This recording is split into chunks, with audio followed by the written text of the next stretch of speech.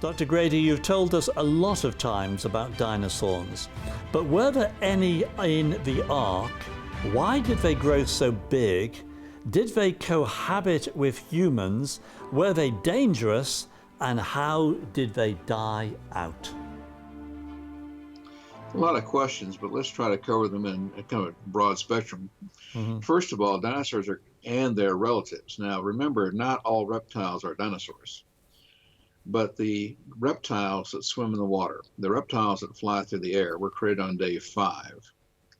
And on day 6, we have the terrestrial dinosaurs being created, along with all the other land creatures, and that includes people.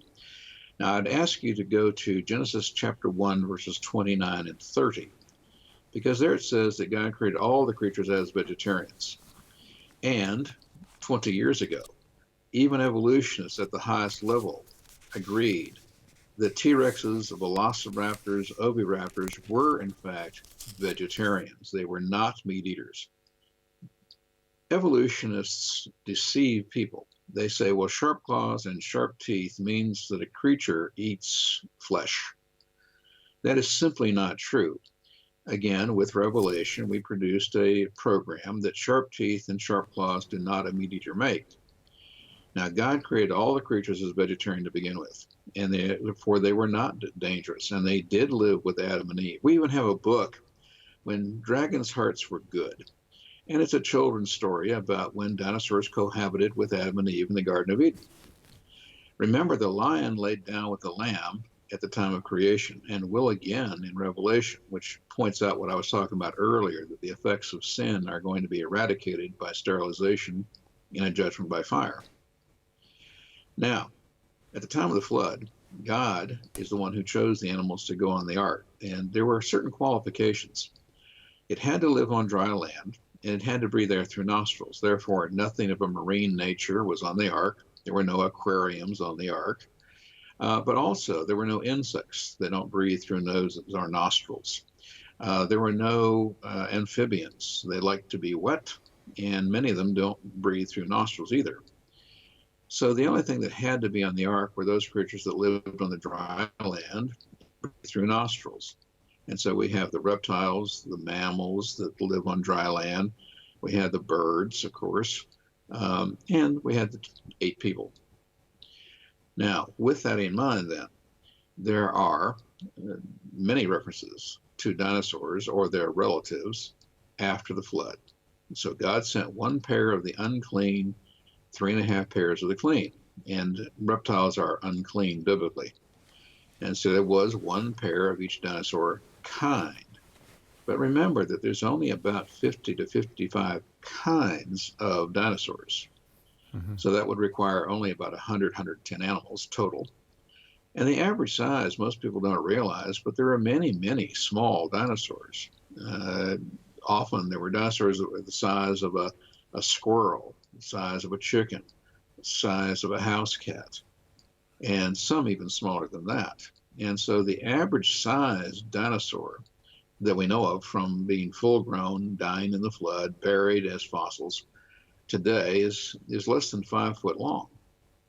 And that's 5 foot long at full maturity, if you take all the different kinds together. So we have some that are only a foot long, 1.5 foot long. We have others that are 120 foot long. But first of all, God would not send the fully mature dinosaurs. He would send the juveniles at the age of puberty. His objective is that they should live for as long as possible, reproduce for as long as possible. He's not going to send mature adults. And again, that helps to reduce this average size of dinosaurs on the ark.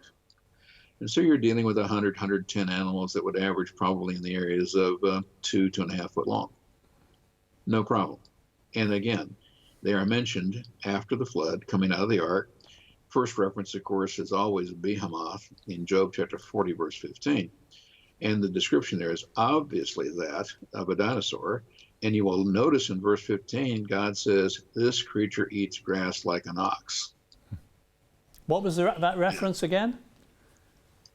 Job chapter 40, verses 15 through 18. And it is clearly a dinosaur. And in verse 15, God says that this creature, Behemoth, which in Hebrew means beast of beasts, a big animal, is a vegetarian, eats grass like an ox. Verse 16 has tremendous strength and power. Verse 17, a tail the size of a cedar tree. This is obviously a dinosaur. But verse 18 has a very, very interesting comment. It says that the bones are like tubes of bronze and bars of iron. Now, this is clearly not a mammal. This is not an elephant. This is not a rhinoceros. Mammals have solid bones like people.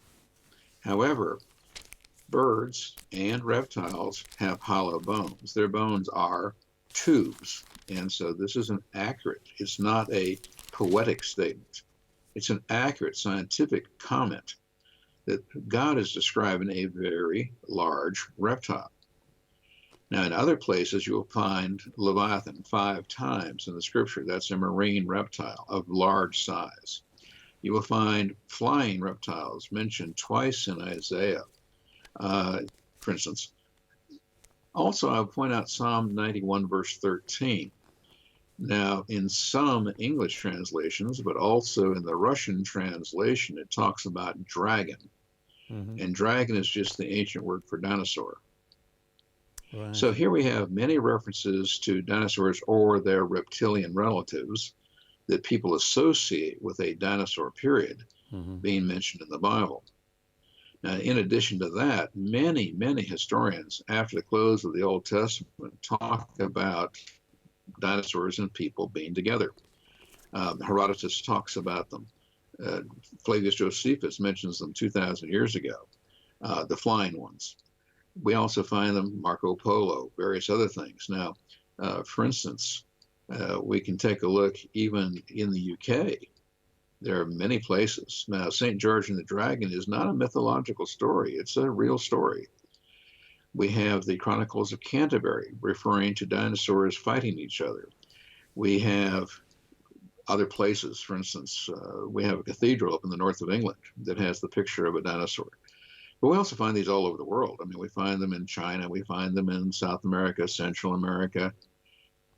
Actually, accurate drawings, accurate figurines, actual art of dinosaurs. So people tend to forget. They take this evolutionary view without looking at the reality of things, so that we have ample scientific and historic evidence that dinosaurs and people lived together, and it was not a problem because they were not meat eaters. They were not killers. They were vegetarians. Grady, I think we could do a whole program just on you talking about dinosaurs. There's so much information that you've got to give. And of course, things that you've just said are sparking more questions that people have got all on dinosaurs.